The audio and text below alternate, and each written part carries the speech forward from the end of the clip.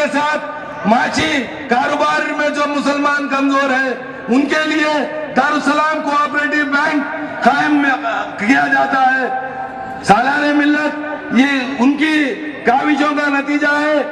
Darussalam education society आयाम अमल में लाए, उसके इतनी कम पैसों में हिंदुस्तान में कहीं वैसा इलाज नहीं होता। जो जवान यहाँ पढ़े लिखे बैठे हुए Limca books of world record में देखिए, जो असरा हॉस्पिटल में इलाज का जो पैसे लिया जाता है, सारे हिंदुस्तान में इतनी कम कीमत में कहीं इलाज नहीं होता।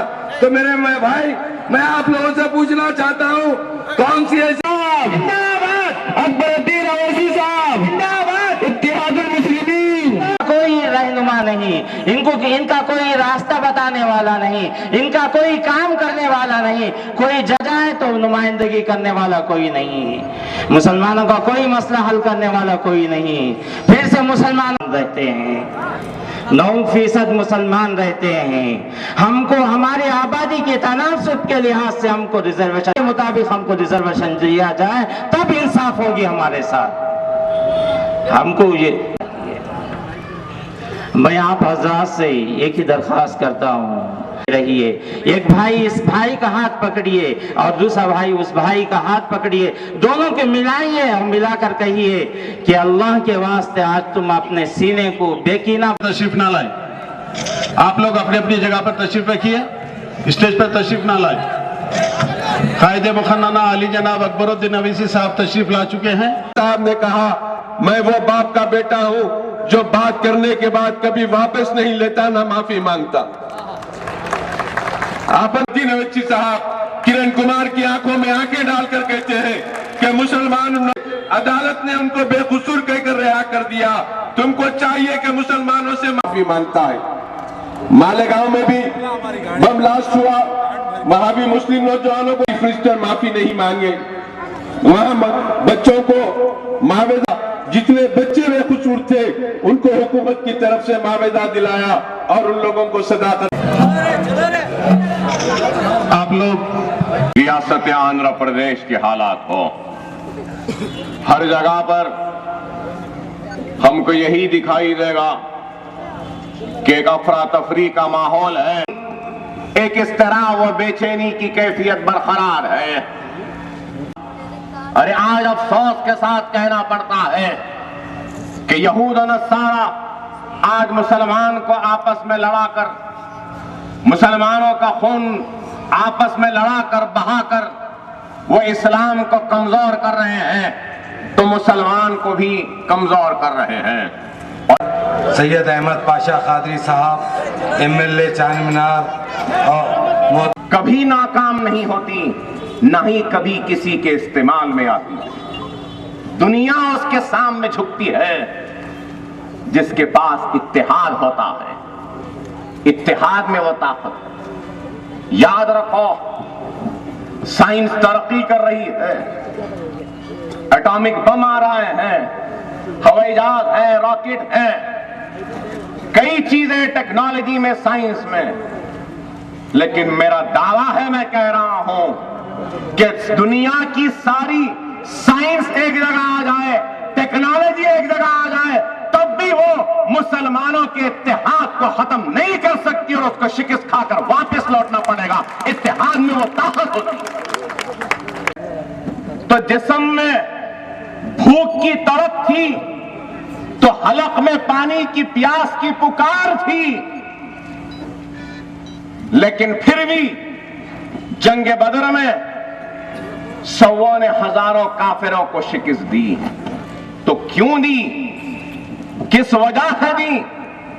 फाखे का यह आलम था कि एक सहाबी ने अपना कुर्ता हटाया पेट पे से और सरकार दो आलम सल्लल्लाहु अलैहि वसल्लम की खिदमत में हाजिर होकर बताया, कहा कि रसूलुल्लाह सल्लल्लाहु अलैहि वसल्लम, देखिए मैं भूखा हूं, मेरा पेट अंदर आ चुका है। तो एक सहाबी ने अपना कुर्ता, दूसरे सहाबी ने अपना कुर्ता हटाकर बताया, कहा कि देखिए सरकार, भूख का क्या आलम है कि पेट पीठ को लग गया है। तो सरकार मदीना मोहम्मद मुस्तफा सल्लल्लाहु अलैहि वसल्लम अपना कुर्ता हटाते और बताते हैं कि देखो मेरे पेट पर एक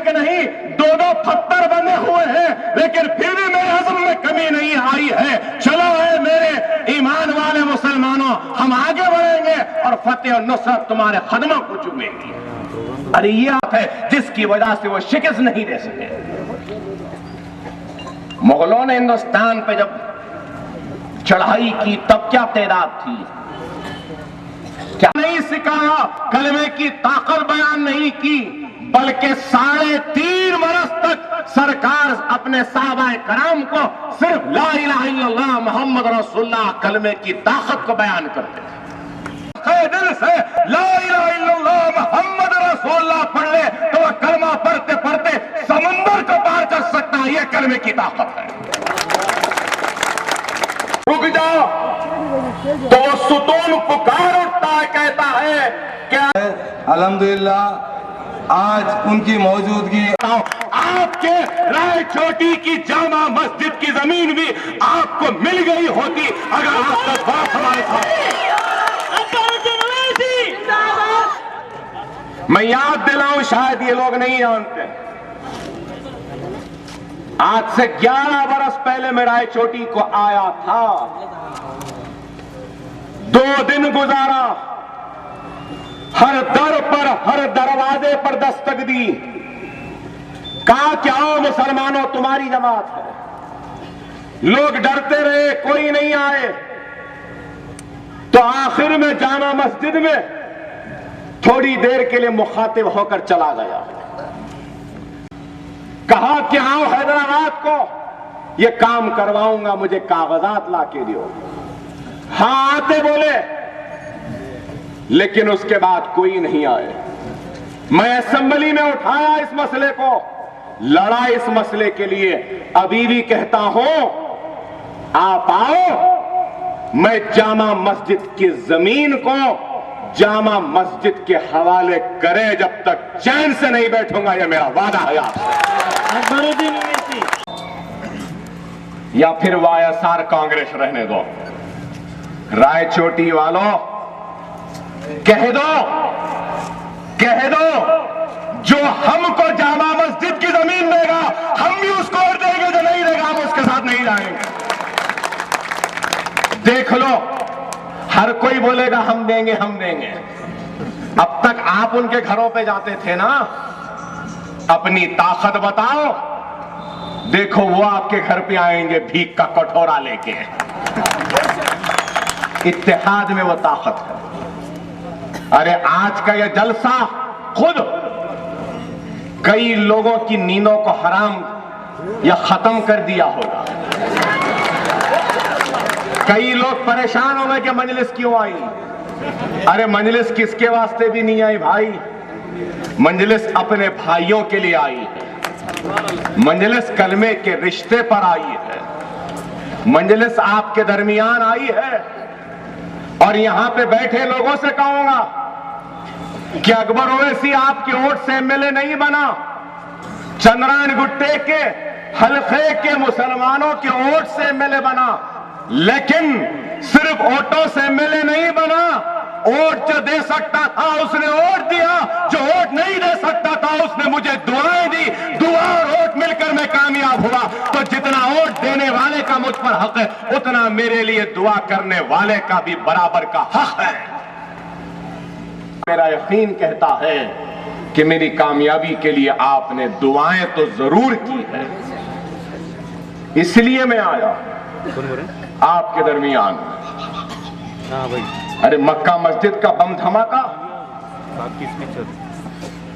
मुसलमानों को जेल में डाला गया, मुकदमात हुए, अजियतें पहुंचाई गई, तकलीफें दी गई। मक्का मस्जिद के बम धमाके का क्वेश्चन ऐवान असेंबली में साल भर पहले आया था, यही वक्त पर। याद दिलाऊं आपको, बम धमाके अजमेर में भी हुए, राजस्थान में बम धमाके मालेगांव महाराष्ट्र में भी हुए। महाराष्ट्र में कांग्रेस की हुकूमत, अजमेर राजस्थान में कांग्रेस की हुकूमत। बम धमाकों में कौन मुलविस है? बीजेपी, संघ परिवार, कांग्रेस का चीफ मिनिस्टर माफी नहीं मांगा, महाराष्ट्र का चीफ मिनिस्टर माफी नहीं मांगा। लेकिन मजलिस है, मुसलमानों का इत्तेहाद है, आपका ईमान जिंदा है। आंध्र प्रदेश के चीफ मिनिस्टरों को मुसलमानों से माफी मांगना पड़ा, ऐवान असेंबली में माफी मांगा और कहा कि मैं मुसलमानों से माफी मांगता। जलवाया। ये काम कौन करवाए मेरे भाई? मजलिस करवाई। अरे ये मजलिस की ताकत खुदारा। ऐ मेरे प्यारे मुसलमानों, अपने इत्तेहाद को मजबूत रखो। कितनी बड़ी तादाद है रायचोटी में। अरे इतने उतने हैं क्या? बहुत है, हजारों की तादाद में। रायलसीमा में सबसे ज्यादा अगर मुसलमान किसी हलके में है तो वो रायचोटी में है। फिर क्यों यहां से हमारी आवाज नहीं आती? अरे आज सैनशीन पर कभी इस रायचोटी की नुमाइंदगी करने वाला अल्लाह उस शख्स की खबर को नूर से भर दे। जनाब हबीबुल्लाह साहब की औलाद है यहां बैठी। आप बताओ, क्या यही सुलूक है रायचोटी वालों कि एक मुसलमान खिदमतगुजार की औलाद अपना गांव, अपना शहर छोड़कर हैदराबाद में बस जाता है? अरे अल्लाह किसी को ऐसा दिन न दिखाए, अगर मुझे हैदराबाद छोड़ के जाना पड़े तो अल्लाह उससे पहले मुझे मौत दे दे, मगर मुसलमानों का ऐसा सुलूक मेरे ऊपर न ला। 1958 में सालारे मिल्लत एक नामपल्ली कारखाने हैं। अल्हम्दुलिल्लाह सालारे मिल्लत मरहूम अल्लाह जन्नत मग़फ़िरत करे उनको, उनकी खबर को नूर। 1962 में सालारे मोहतरम पत्थरगट्टी एमएलए कॉन्स्टिट्यूंसी से अपने पर मुड़कर नहीं देखी थी। आज वही वजह है। चल रहे थे मेरे और आपके सदर मोहतरम 4.5 आपसे ये कह रहे थे कि मजलिस इत्तेहादुल की औज़ु बिल्लाहि मिनश शैतानिर रजीम, बिस्मिल्लाहिर रहमानिर रहीम। वअतसिमू बिहब्लिल्लाहि। वहन पैदा हो गया है, हमारे अंदर बुज़दिली छा गई है। हम साहब को किसी कुर्सी और किसी वहदे की जरूरत है तो इस शहर के मुसलमानों को इज्जत दिलाना और आले से आला मुकाम देती है और इज्जत देती है। ये सिर्फ इसलिए हो पाया है हैदराबाद में कि सब मुसलमान वहाँ पे एहतियात में हैं, एक अपनी आवाज़ को चुने हैं। आज हम आपके दरमियान में हैं। आप जैसा देखते हैं, आप कोई क़यादत को चुनते हैं जाती है तो आपके चुने हुए नुमाइंदे कभी नहीं उठते हैं तो सिर्फ जनाब अकबरुद्दीन अवी। अब आपको फैसला करना है कि आपको आपकी पुलिस सेक्शन के बाद फख्र मिल्लत अब्दुल वाहिद अवैसी अल्लाह रहमान ने मजलिस इत्तेहादुल मुस्लिमीन का एक कारवां का आगाज किया। 19 हुकूमतों से टक्कर ली, बेसरो सामानी के आलम में सालार मिल्लत 14 मरतबा जेलों को गए। डॉक्टर चिन्ना रेड्डी ने मुशीराबाद जेल में नजरबंद किया। ये हमारा कुछ नहीं बिगाड़ लिए, तुम चिन्ना है, तुम क्या खत्म करेंगे? आज वो कहां पर है कि सालार मिल्लत, मैं नए साल के तोहफे के तौर पर आपके मुतालबे पर उर्दू मुस्लिमीन हमेशा आपके दरमियान रहती है। सालार मिल्लत की कुर्बानियों का नतीजा है। इंतशार है तो मजलिस कुछ भी नहीं है। आप अपने अंदर इत्तेहाद को पैदा कीजिए। हाँ, एक बात को याद रखिए, मजलिस की कामयाबी, मजलिस की तरक्की में गैरों से उतना नुकसान नहीं पहुंचा जितना अपनों से पहुंचता है। इस्लाम की तारीख शाहिद है कि मुझे किस्सा याद आता है, एक जंगल में पूरे झाड़ने वाला है कि मुसलमानों के इत्तेहाद को झाड़ने के लिए कांग्रेस तेलुगु देशम की कुड़ाड़ी में हमारे लोग दस्ता बन के आएंगे इत्तेहाद के झाड़ को काटने के लिए। उनसे होशियार रहने की जरूरत है। में बिठाया, उस वादे को पूरा करो। चंद्रशेखर रेड्डी साहब ने 4% तहफुजात के वादे को पूरा किया। ये और बात है कि अदालत ने में उसको फिरका परस्तों ने चैलेंज किया, लेकिन आज भी जो सहूलतें मुहैया हो रही है वो मजलिस इत्तेहादुल मुस्लिमीन की कामयाब नुमाइंदगी का नतीजा है। दास्तां तक ना होती दास्तानों में। जरूरत है तुम अपने इत्तेहाद का फैसला करो, अपनी जमात के परचम तले जमा हो जाओ, आओ जम हो जाओ। इसमें यह सलाह आम है, इत्तेहादुल मुस्लिमीन शिराज इस्लाम है। व आखिर दावाना अल्हम्दुलिल्लाह रब्बिल आलमीन।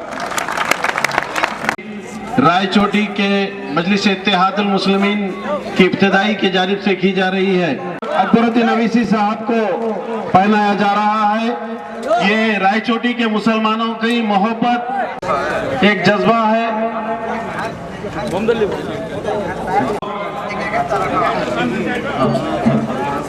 अब आपको कलमा देकर दीन की दौलत से भी माला माल किया है, लेकिन आज हम मुसलमान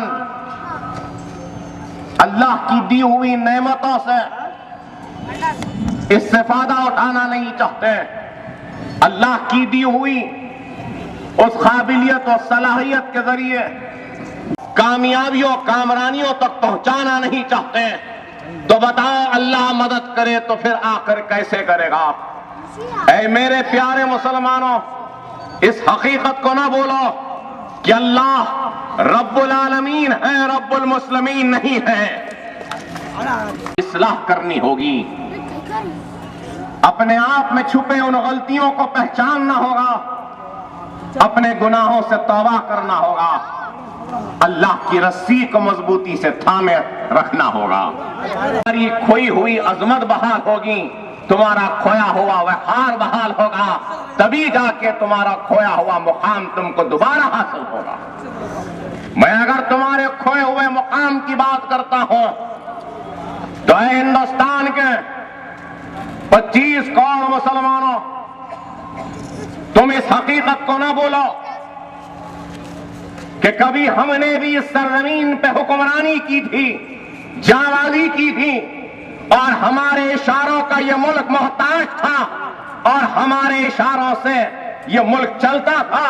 हमारे बैठने को तख्त थे, हमारे सरों पे कभी जगमगाते हुए ताज थे, हमारी जागीरें थी, हमारी नवाबी थी, हमारी शान थी, हमारी शौकत थी, और 1000 वर्ष तक हमने इस सरजमीन हिंद पर हुक्मरानी की, रहमतुल्लाह अलैह के नाम से हुक्मरानी की।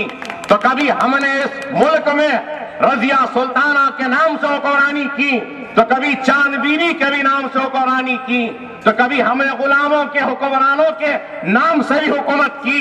तो याद रखो मुसलमानों, जब हम इस मुल्क में आए थे तब हमारी तादाद 1 करोड़ तक भी नहीं थी, लेकिन आज 25 करोड़ है। जब 1 करोड़ थे तो बैठने को तख्त था, सरों पे ताज था।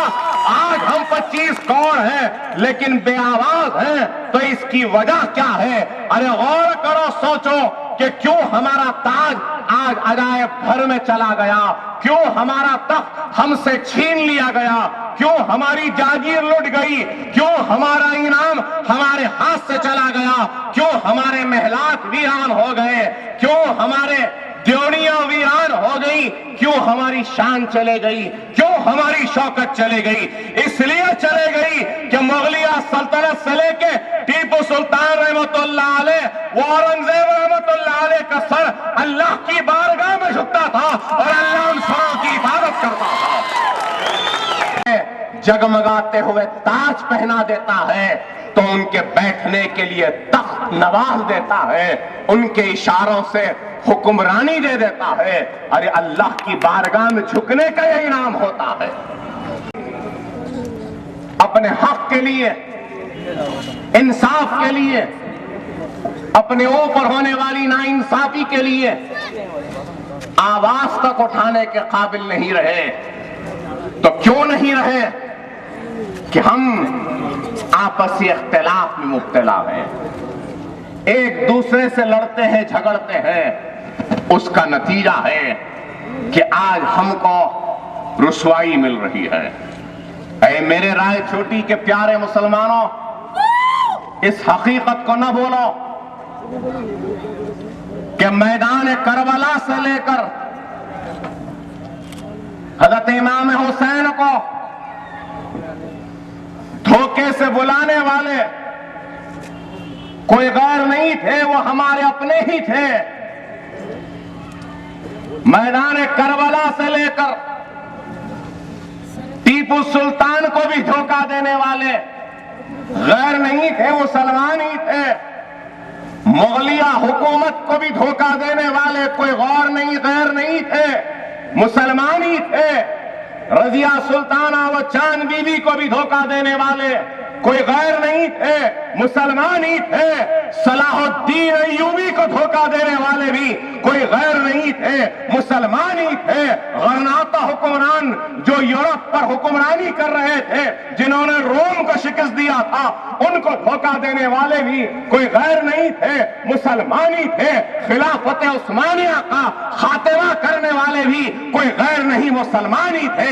हमको गैरों से कम अपनों से ज्यादा नुकसान पहुंचा है और अपनों से सिर्फ इख्तिलाफ की वजह से नुकसान पहुंचा। इस हकीकत को न भूले मुसलमान। और आज कोई उधर है तो कोई उधर है। अरे आज अगर मैं आपके दरमियान में आया हूं तो खुदा की कसम कोई इज्जत के लिए नहीं आया, कोई दौलत के लिए नहीं आया, कोई इलेक्शन में खड़े होकर जीतने के लिए नहीं आया। अरे इतनी दूर से मैं आया हूं तो अल्लाह उसके रसूल की कसम सिर्फ और सिर्फ मुसलमानों के वक़ार के लिए, उनकी इज्जत के लिए। और रसूलुल्लाह सल्लल्लाहु अलैहि वसल्लम की उम्मत की खिदमत करने के लिए आया हूं, अपनी जात के लिए नहीं। आराम नहीं हो रहे हैं। अरे अगर मैं कहूं तो आपको हैरत होगी, मक्का से लेकर मराकश तक, मक्का से लेकर मराकश तक जितनी मुसलमानों की आबादी है, उससे ज्यादा आबादी हिंदुस्तान में मुसलमानों की है और आपसी इंतशार में हो। अरे मेरे भाई, 25 करोड़ की आबादी कोई मामूली आबादी नहीं है, बहुत बड़ी आबादी है। लेकिन क्या आज तुम्हें तुम्हारी आबादी के हिसाब से इंसाफ मिल रहा है? तुम्हारे आबादी के हिसाब से तुमको तुम्हारा हक मिल रहा है? नहीं मिल रहा है। तो क्यों नहीं मिल रहा है? कि सिर्फ और सिर्फ हमारी सफों में इंतशार है, इत्तेहाद नहीं है, इसलिए में हो रहा है। नहीं रुक सकता जब तक कि तू ला इलाहा इल्लल्लाह। बीजेपी के चौकट पर याद रखो, जो सर दुनिया के दरबारों में झुकेगा, अल्लाह उन सरों की हिफाजत नहीं करेगा। और अगर कोई ये पूछना चाहता है कि क्या फर्क है मजलिस में और दूसरी जमातों में, तो यही फर्क है, मजलिस का सर और अकबर ओवैसी का सर अल्लाह की बारगाह में झुकता है, दुनिया के सामने नहीं झुकता। किसी के सामने खून इस जमीन पर बहा देंगे हम, इन हथेलियों पर सांपों और बिच्छुओं को दूध पिला देंगे। शहरों को छोड़कर हम जंगलों का रुख करके जंगलों में जंगली जानवरों में जिंदगी गुजार लेंगे, झाड़ों के जड़ों को काट कर जी लेंगे। लेकिन खुदा की कसम, मुसलमानों का सौदा या दुनिया के सामने कभी अपने गर्दनों को नहीं झुकाएंगे। नारे तकबीर, नारे तकबीर। आपके दरमियान में खड़े होकर बड़े ही तड़प के साथ इल्तिजा करता हूं, दरखास्त करता हूं मुसलमानों से, भीख मांगता हूं, खैरात मांगता हूं कि खुदा के लिए मुसलमानों, इस्लाम के जो 5 सुतून है, पिल्लर है, कलमा, नमाज, रोजा, ज़कात, वो हज, इस पर अमल करो खुदा के लिए। एहतजाज करने वाले मेरे मुसलमानों, मैं तुम्हारी इज्जत करता हूं, कदर करता हूं। बाबरी मस्जिद के शहादत पर तुम्हारा मनाए जाने वाले हर एहतजाज मेरे सर आंखों पे कदर करता हूं, इज्जत करता हूं। काली लहराती हुई झंडियां का भी कदर करता हूं। बाबरी मस्जिद को दोबारा बनाने के मुतालबे में मैं भी तुम्हारे साथ हूं, उसका भी एहतराम करता हूं और हुकूमत से मुतालबा करता हूं। लेकिन याद रखो मुसलमानों, मेरी एक बात को याद रखो, अगर तुम्हारे मोहल्ले में कोई घर है, घर पर भी दुश्मन की नजर पड़ेगी। अगर बाबरी मस्जिद का गम है, बाबरी मस्जिद का गुस्सा है, बाबरी मस्जिद को दोबारा बनाने का अगर अज़म है, इरादा है, बाबरी मस्जिद के शहीद करने वालों से इंतकाम लेना है, उनसे बदला लेना है, तो ऐ नौजवानों, मेरी बात को सुन लो। अपने मोहल्ले की, अपने गांव की, अपने शहर की हर मसाजिद को आबाद रखो, बाजमात नमाज अदा करो, तो किसी मार्ग के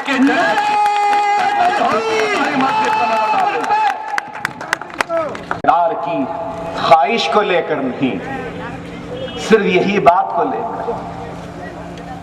अरे मैं जब कहता हूं कि बेवा की मदद करो, मजलूम की मदद करो, अरे बेवा की मदद करना क्या है? सरकार की हदीस है कि 2 काफिरों से जिहाद करने के बराबर है एक बेवा की मदद करना। जिहाद की बात करने वालों, जिहाद करने की तड़प को ख्वाहिश रखने वाले मुसलमानों, मैं तुम्हारे इस जज्बे की कदर करता हूं, लेकिन उस जज्बे की कदर और उस जज्बे तक जाने से पहले मेरी तुमसे दरखास्त है कि तुम काफिरों से जिहाद करने से पहले अपने नफ्स से जिहाद करना सीखो। अल्लाह मोहम्मद रसूलुल्लाह पढ़ने वाला, कलमा पढ़ने वालों की जमात नहीं है। और अगर आज मैं आपके दरमियान में आया हूं, मुसलमानों की नाइंसाफी पर आवाज उठाने वाला मुसलमानों का खादिम हो और रसूलुल्लाह सल्लल्लाहु अलैहि वसल्लम के आशिकों का गुलाम हो, और क्या गलत बात है? कांग्रेस रेड्डियों की बात कर सकती है, पीडीपी कम्माओं की बात कर सकती है, वेलमाओं की कोई बात कर सकता है, चिरंजीवी कापुओं की बात कर सकता है, तो अकबर ओवैसी क्या मुसलमानों की बात नहीं कर सकता? बेशक कर सकता है।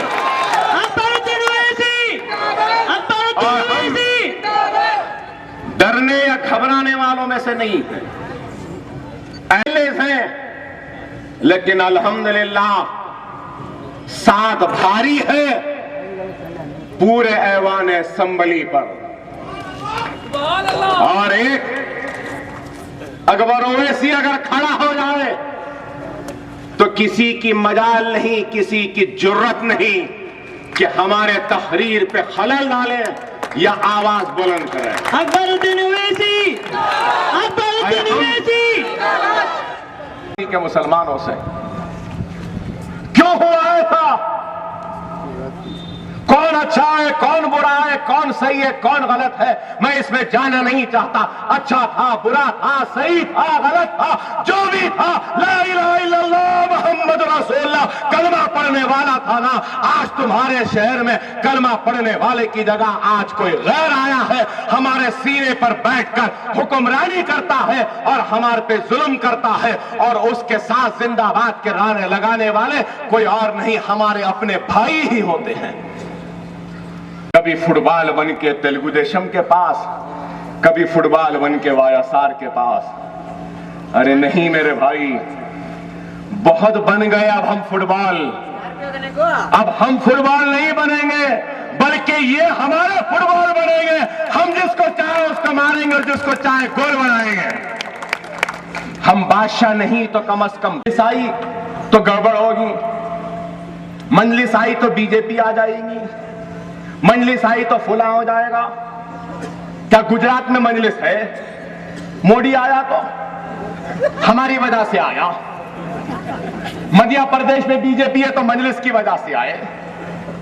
अडवाणी जीत रहा था मजलिस की वजह से। अरे कर्नाटक में बीजेपी है तो मजलिस की वजह से, हमारी वजह से। अरे जो आता है आने दो, हम किसी से डरने वालों में से नहीं है। आता है तो आ जाए, वो गुजरात होगा, कर्नाटक होगा, ये आंध्रा है, मजलिस है, हमारा ईमान जिंदा है। हम बताएंगे हमें कितनी ताकत है। बोलता बोलता तेलुगु देशम आते ही फिसाद रुक गया। एनटी रामाराव बोलता था हम आए फिसाद रुक गया, कांग्रेस फिसाद कराती थी। अरे बाबू, फिसाद तुम नहीं रोके। फिसाद कैसा रोका मालूम आपको? हैदराबाद में जब तक हम मरते थे फिसाद होता था, जब तक हम मरते थे फिसाद होता था। जब पलट के मारने लगे, एक गिरा 10 गिराने लगे, फिसाद रुक गया। इन्होंने रुका है। 2020 क्रिकेट खेलने लगे तो खुद रुक गया। वो जानते हैं आप लोगों की, मुसलमानों की कौन नुमाइंदगी करता है। अगर कोई नुमाइंदा भूल गया। इतनी तकरीर के बाद मेरा एक हदिया होता है जो हर वक्त मांगता हूं, यहां भूल गया। वो हदिया मतलब कुछ मांगता हूं, और वो ये है कि ऐसी जोरदार आवाज लगाना कि आज रायचोटी हिल जाना। नारे तकबीर अल्लाहु अकबर की ऐसी आवाज लगाना कि लोग कहना कि रायचोटी की तारीख में ऐसी आवाज आज तक नहीं सुनाई दी जितनी आवाज आज आई है। और ये आवाज कल के मुस्तकबिल के लिए दुश्मनों को पैगाम होगा कि हम जाग चुके हैं, अब हमको कोई गफलत के नींद में नहीं सुला सकता। ये अशार कहूंगा कि हर सिमत मचलती किरणों ने, हर सिमत मचलती किरणों ने अफसोने शबे गम तोड़ दिया है। अब जाग उठे हैं दीवाने, दुनिया को जगा कर दम लेंगे। अब बज़ में जहां महकाएंगे, या खून में नहा कर दम लेंगे। सोचा है रायचोटी वालों ने, सोचा है रायचोटी वालों ने, हर हाल में अपना हक लेके रहेंगे। इज्जत से लिए तो ले लेंगे, वरना जामे शहादत पी लेंगे। जोरदार नारा, नारे तकबीर, नारे तकबीर, नारे तकबीर। फरमाए हमारे सरों पे ताजीर कायम फरमाए। मजलिस इत्तेहाद की जा रही है, अल्लाह कामयाब फरमाए। तो दुनिया उससे डरती है। डरने घबराने वालों का नाम मजलिस नहीं है। अरे आज मैं आपके सामने खड़ा हूं, अरे एक मौजूदा है 3 गोलियां खाया, एक गोली अभी यहां अंदर है। ये यहां सीने से लेकर पेट तक कितने 42 मर्तबा चाकू से मारा गया मुझे। एक नहीं 42 मर्तबा, 40 पे 2 मर्तबा मारा गया, 42 मर्तबा मारा गया।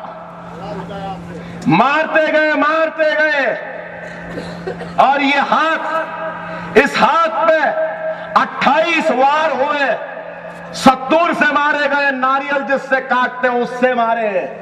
यहां से लेके यहां तक 28 मर्तबा, चाकुओं से 42 मर्तबा, 68 चाकू के जरब, 3 गोलियां, और फिर भी उठ के खड़ा है आपके सामने। तो बताओ, अरे ये मेरी हिम्मत नहीं है, ये मेरी हिम्मत नहीं है। अल्लाह की राह में जिद्दोजहद करने के लिए जब एक अल्लाह का बंदा निकलता है तो अल्लाह कुरान में इरशाद फरमाता है कि मैं खुद उसकी हिफाजत करूंगा। दुनिया समझ रही थी कि मर जाऊंगा और मारने की नीयत से गोलियां चलाए, चाकू से मारे, तलवार से मारे, लेकिन कुदरत मुस्कुरा रही थी और कह रही थी कि मैं राजी नहीं हूं इसके मौत से, तो तुम दुनिया वाले क्या मौत दे सकते हैं। और अल्लाह ने मुझे जिंदा रखा, आपके दुआओं को कबूल किया, और आज आपके दरमियान में उम्मत मोहम्मदी का भिखारी हैदराबाद से आया, ये फकीर हाथ फैलाए तुम्हारे सामने, इत्तेहाद की भीख व खैरात मांगता है। तुम मेरे दामन में में तुम्हारे इत्तेहाद की खैरात डाल दो। गैरों की चौखटों को छोड़कर अल्लाह की चौखट पे अपने सर को झुकाओ, मसाजिदों को आबाद करो, कुरान को तर्जुमे से पढ़ लो, सुन्नत रसूलुल्लाह पे अमल पैरा हो जाओ, गरीबों की मदद करो, मिस्कीनों की मदद करो, यतीमों का सहारा बनो, बेवाओं का सहारा बनो, इस्लाम के बताए हुए रास्तों पे चलो और अपने रूठे हुए खुदा को मना लो। यही मेरा पैगाम है। ये लिए नहीं, अपनी शोहरत के लिए नहीं, सिर्फ और सिर्फ आपके वक़ार के लिए। जब मैं इन मुसलमानों से इतनी देर मुखातिब था तो डाइस पे बैठे मुसलमानों से भी एक जुमला जरूर मुखातिब करूंगा। खुदा के लिए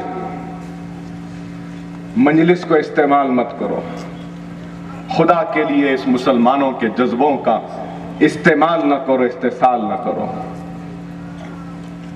अगर आप बुलाएं मुझे, इस दर्द में आया हूं और जमात का नाम था कि उस मोहब्बत में ये आए हैं, इनको बता के किसी से कोई सौदा ना करना, किसी से कोई मफाहमत ना करना।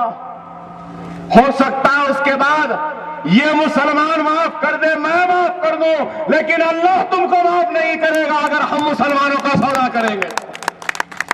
आखिरत का सौदा है। जो दियानतदारी से मुसलमान की खिदमत करेगा, अल्लाह उसकी आखिरत को संवार देगा, उसकी आल औलाद को उसका अजर देगा। दुनिया उसके खिदमत का अजर दे या न दे, अल्लाह जरूर देगा। अरे मैं तो कहूंगा कि मेरी उम्र ही क्या है, मेरे खिदमत ही क्या है, लेकिन मैं जिंदा हूं तो मुसलमानों की दुआओं की वजह से जिंदा हूं।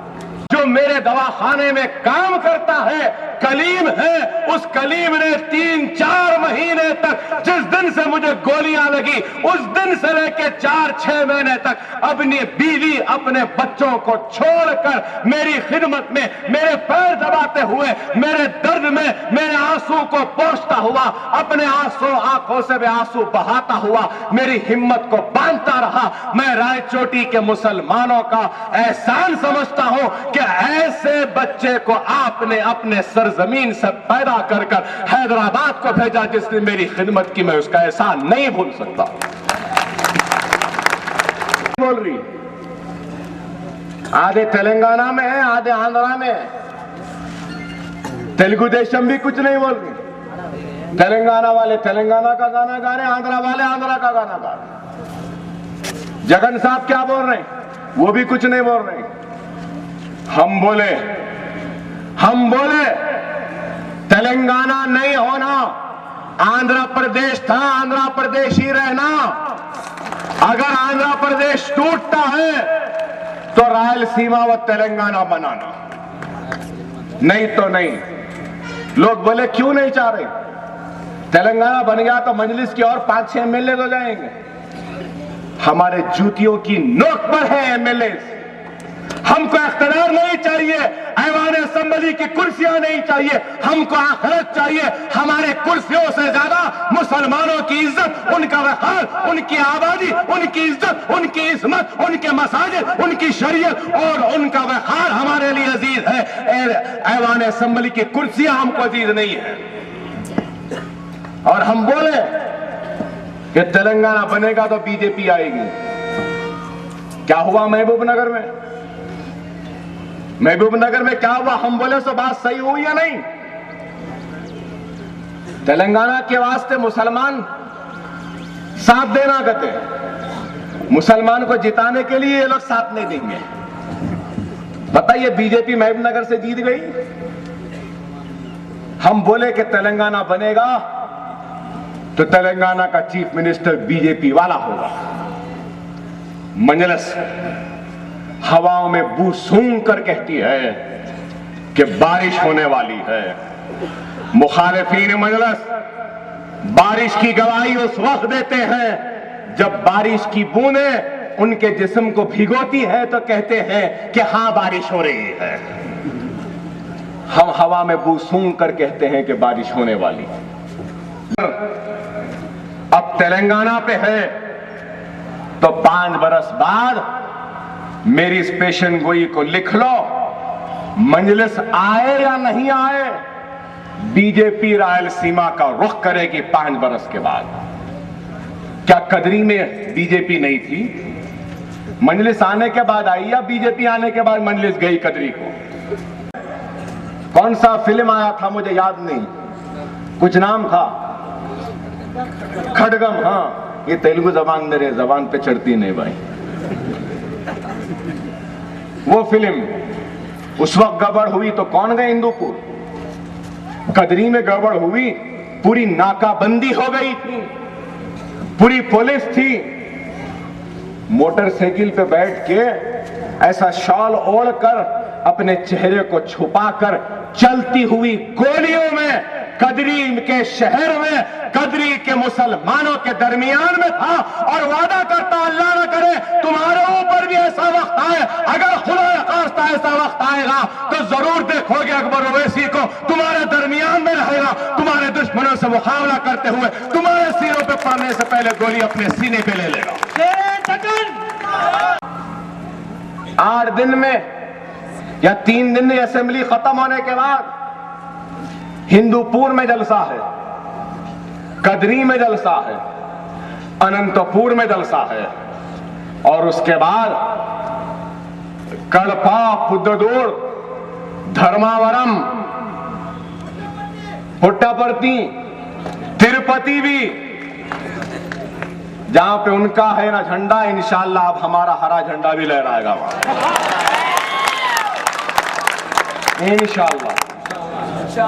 इंशाअल्लाह अल्लाह ने चाहा। पहुंचा चीफ मिनिस्टर रोशया साहब पहुंचे, कोई नहीं पहुंचे भाई, सबसे पहले मजलिस पहुंची, मजलिस का सदर बैरिस्टर असदुद्दीन ओवैसी पहुंचता है और 1 करोड़ रुपए की इमदाद करनूल के मुतासरीन को मजलिस इत्तेहाद अल मुस्लिमीन ने तकसीम की।